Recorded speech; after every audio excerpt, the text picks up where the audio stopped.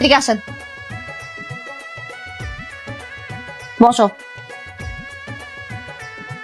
ঘুমটা খুলো।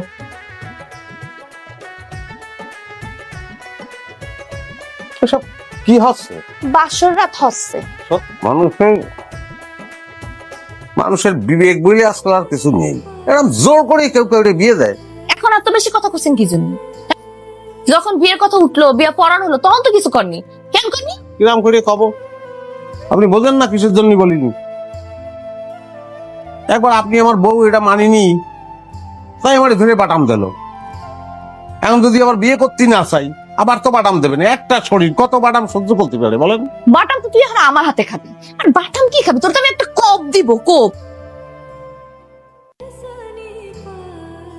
হে, কোয়া জাতি ছিল না যে এই বিয়ে করা আমার পক্ষে সম্ভব না, আমার বউ বাচ্চা আছে।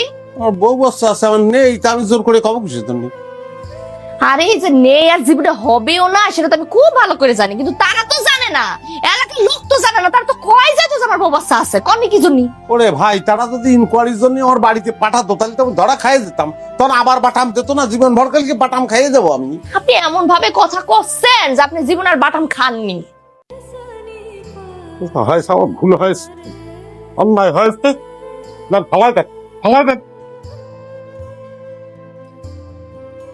হয়েছে, নইটা কান্না বন্ধ করেন। কাল সকালে উকিলের কাছে যাবেন, যে তালাকের ব্যবস্থা করবেন। সকালে যাওয়ার দরকার কি? সময় নষ্ট করতে জানি আমি, এমন যাবো। জাস্টটা আর কন্ট্রোল হইতেছে না। এত রাতে উকিল কনে পাবি তুই?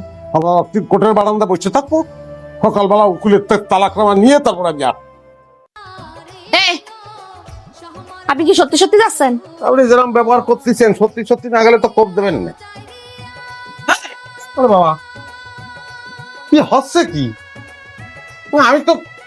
আমি তো তালাকের জন্যই যাচ্ছি, তাহলে দা ধরেছেন কিসের জন্য? আপনি যে যাচ্ছেন এই জন্য দাদু হয়েছে। ভালো দাও তো, না হলো তালাক দিলিও দাও, না দিলিও দাও। এদিকে আসেন, বসো। ঘুমটা খুলো।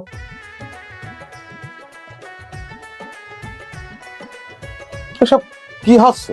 বাসর রাত হচ্ছে। সত্যি? তারাও দাঁড়টা সরাই নি। আমি তো ভাবিছি আমার সবকিছুর মধ্যেই দাও থাকে।